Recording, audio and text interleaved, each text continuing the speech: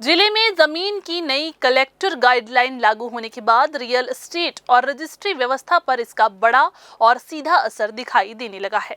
19 नवंबर से लागू नई दरों ने जमीन बाजार में मानो ब्रेक लगा दिया है। जमीन की कीमतें बढ़ते ही खरीद बिक्री पर अचानक रोक सी लग गई है।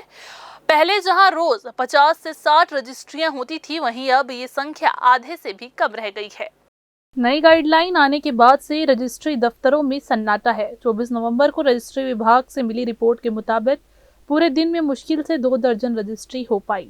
सामान्य दिनों में जहां काउंटरों के बाहर भीड़ लगी रहती थी, वहीं अब लोग नई दरों को देखकर रजिस्ट्री कराने से बच रहे हैं। विशेषज्ञों का कहना है कि नई गाइडलाइन में जमीन की दरों में बड़ी बढ़ोतरी हुई है, जिसके कारण खरीदार और निवेशक असमंजस में हैं।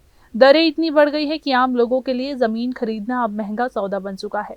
स्टाम्प शुल्क और पंजीयन शुल्क भी पहले की तुलना में काफी ज्यादा हो गया है। ऐसे में लोग निर्णय नहीं ले पा रहे हैं कि जमीन खरीदे या कुछ दिन और इंतजार करे। न सिर्फ खरीदार बल्कि जमीन बेचने वाले भी परेशान हैं। कई वर्षों से जो जमीन कम कीमत में बिक जाती थी, अब नए रेट के कारण कोई खरीदार ही नहीं मिल रहा है। बिलासपुर के नागरिक आशीष तिवारी बताते हैं, उन्होंने अपनी बहन की शादी के लिए जमीन बेचनी चाहिए, लेकिन नई गाइडलाइन के कारण कोई खरीदार तैयार ही नहीं है। उनके मुताबिक जिले में 5 डिसमिल जमीन पहले कभी इतनी कीमत में नहीं बिकी। अचानक बढ़ोतरी ने लोगों की कमर ही तोड़ दी है। वहीं स्टाम्प वेंडर महेश्वर दत्त गौरहा ने कहा कि सरकार ने रातों रात रेट बढ़ाकर आम जनता के सामने बड़ी समस्या खड़ी कर दी है। नई कीमतों से लोग जमीन खरीद भी नहीं पा रहे हैं और बेच भी नहीं पा रहे हैं। इससे जमीन बाजार पूरी तरह से ठप हो गया है।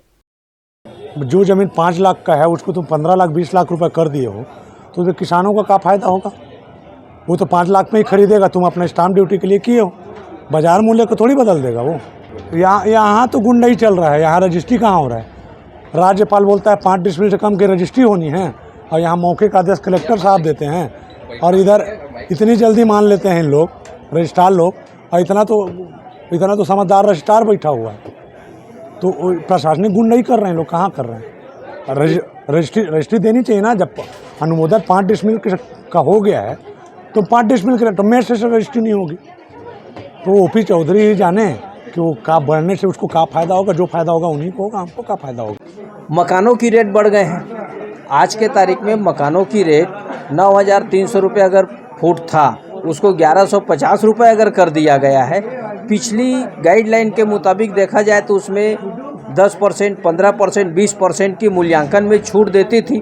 प्रथम तल, द्वितीय तल, इनमें अलग अलग उसकी गणना की जाती थी। ईंट का अगर लेंटर है तो उसकी अलग रेट होती थी, गिट्टी का लेंटर है तो अलग रेट होती थी, और अगर खपड़ा टीन नुमा है उसकी गणना अलग होती थी। ये सारी चीज़ों को अगर विलोपित कर दिया गया है तो आज के तारीख में जो खरीदार है वह नतमस्तक है इस महंगाई के ज़माने से, और उससे पूरा करने में उनको बहुत समय लगेगा। इस बहुत बड़ी गड्ढे को पाटने के लिए छूट किसी प्रकार की नहीं हो रही है।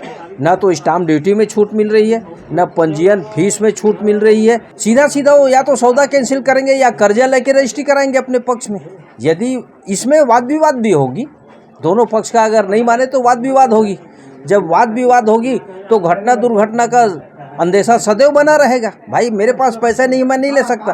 या तो उसकी जो बयाना है वो डूब जाएगी, या रिफंड करेगा नहीं करेगा। तो इसमें एक जनमानस के बीच में वाद विवाद की संभावनाएं 100% बढ़ जाती है। कोई ज़रूरी नहीं है कि हमारी तथ्य बढ़ने के बाद हम दोनों तैयार हों। मान लीजिए आप अपनी लड़की की शादी के लिए बेचे हैं तो रुकेगा नहीं, और जब नहीं रुकेगा तो पैसा मिलेगा नहीं। तो स्वाभाविक है इसमें विपत्ति और विवाद दोनों एक साथ खड़ा होगा। हालांकि प्रशासन का कहना है कि नई गाइडलाइन वास्तविक बाजार मूल्य के आधार पर बनाई गई है। इससे भविष्य में पारदर्शिता बढ़ेगी और राजस्व में बढ़ोतरी होगी। लेकिन मौजूदा हालात साफ बता रहे हैं कि बिलासपुर का रजिस्ट्री बाजार इस बदलाव से पूरी तरह प्रभावित हो चुका है। फिलहाल तो जिले में जमीन खरीदी बिक्री पर लगा ब्रेक हटने का नाम नहीं ले रहा है। कैमरामैन गोलू कश्यप के साथ भारतेंदु कौशिक की रिपोर्ट।